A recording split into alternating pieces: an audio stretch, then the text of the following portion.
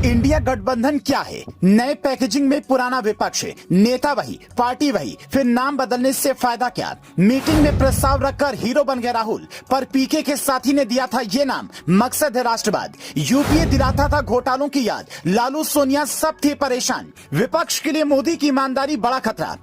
कहते हैं कि माल कैसा भी हो, अगर पैकेजिंग सही हो तो माल बिकने का चांस बढ़ जाता है। विपक्ष 2024 से पहले अपने उसी पैकेजिंग के साथ मार्केट में आ रही हैं। राहुल गांधी, सोनिया गांधी वाली कांग्रेस से लेकर लालू यादव, नीतीश कुमार, ममता बनर्जी वाला विपक्ष का बड़ा समूह 2014 से मोदी से लोकसभा चुनाव हार रहा है। आपकी 2024 का चुनाव विपक्ष के लिए अस्तित्व का सवाल है और विपक्ष अपने सारे पैतरे आजमा लेना चाहता है।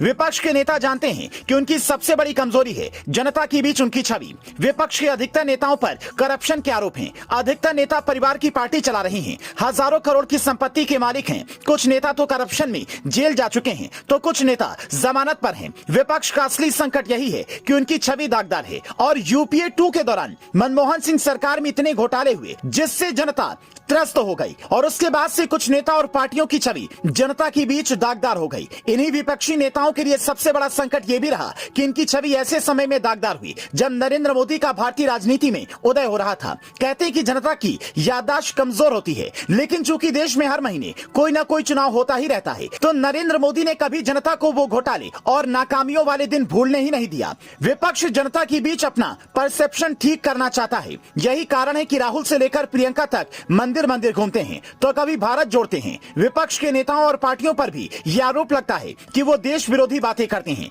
वो आर्मी के खिलाफ हैं। विपक्ष के कई नेता सर्जिकल स्ट्राइक पर सवाल उठा चुके हैं। विपक्ष के नेताओं को सोशल मीडिया पर भी ऐसे ही सवालों से जूझना पड़ता है, जबकि बीजेपी और मोदी चुनाव में विपक्ष की इन गलतियों को मुद्दा बना देते हैं। विपक्ष के पास इन आरोपों का कोई जवाब नहीं होता और विपक्षी पार्टियों में पिछले काफी समय से इस बात को लेकर मंथन चल रहा था कि विपक्षी गठबंधन का नाम क्या रखा जाए। साथ ही विपक्षी पार्टियां इस बात से एकमत थी कि गठबंधन का नाम ऐसा हो जिसमें राष्ट्रवाद की झलक हो। सूत्र बताते कि कर्नाटक को कांग्रेस में जीत दिलाने वाले चुनावी राजनीतिकार सुनील कानूनगोलू ने ही राहुल गांधी को विपक्ष के गठबंधन का नाम सुझाया। सुनील कानूनगोलू कभी प्रशांत किशोर की टीम का हिस्सा थे, तो ऐसे विपक्ष ने अपने गठबंधन को इंडिया नाम दिया। विपक्ष ने अपने समूह का नाम इंडिया एक रणनीति के तहत रखा है। विपक्ष देशद्रोही होने के आरोपों से छुटकारा चाहता है। विपक्ष के गठबंधन में एक से एक घोटाले के आरोपी हैं। गठबंधन का नाम इंडिया होने से एक भावनात्मक माहौल बनेगा। विपक्ष अब बिल्कुल नए पैकेजिंग के साथ चुनाव में आएगा, कहेगा घोटाले यूपीए में हुए थे। राष्ट्रवाद के मसले पर विपक्ष बीजेपी के सामने नहीं ठहरता, इसीलिए इंडिया नाम के साथ विपक्ष ने राष्ट्रवाद की पिच पर बीजेपी से भिड़ने का मन बना लिया है। इंडिया के नाम से विपक्ष के नेता देश की जनता की वो इमोशनल वाली नस दबाना चाहते हैं, जहां जनता विपक्षी नेताओं की पुराने घोटालों और बाकी कहानियों को भूल जाए।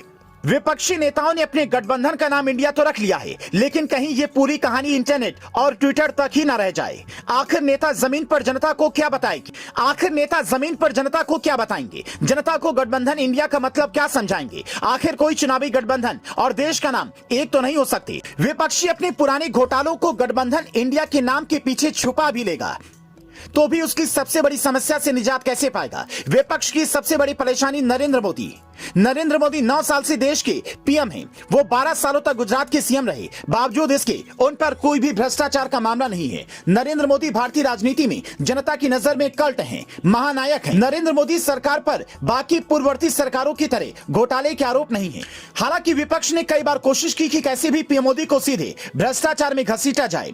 राहुल गांधी 2019 के आम चुनाव में राफेल करते रह गए, लेकिन कोर्ट सहित जनता की नजर में पीएम की छवि को रत्ती भर नुकसान भी नहीं हुआ और मोदी दूसरी बार पीएम बन गए। इस बार भी राहुल गांधी समेत पूरा विपक्ष पीएम मोदी पर अडानी के नाम से हमलावर है। मकसद ही पीएम की ईमानदार वाली छवि को कैसे भी डेंट करना, जिसमें अभी तक वो विफल रहा है। देश में कोई प्रधानी का चुनाव जीत जाए तो प्रधान जी इतना माल लपेटते हैं कि आने वाली पुश्तों का इंतजाम हो जाता है। दूसरी तरफ पीएम मोदी और सीएम योगी जैसे नेता हैं जिनका परिवार आज भी बेहद साधारण जीवन बसर कर रहा है। पीएम मोदी या सीएम योगी किसी प्रधानमंत्री या सीएम के बेटे नहीं हैं। एक सामान्य घर का सामान्य लड़का जीवन के संघर्षों को झेलता हुआ भारत की आम जनजीवन के हृदय में बस गया है और विपक्ष का यह गठबंधन अपने नए नाम के साथ उस आम जनजीवन के दिल में थोड़ी सी जगह की तलाश में है। देखते हैं भारत इस विपक्ष के गठबंधन इंडिया को क्या जवाब देती है।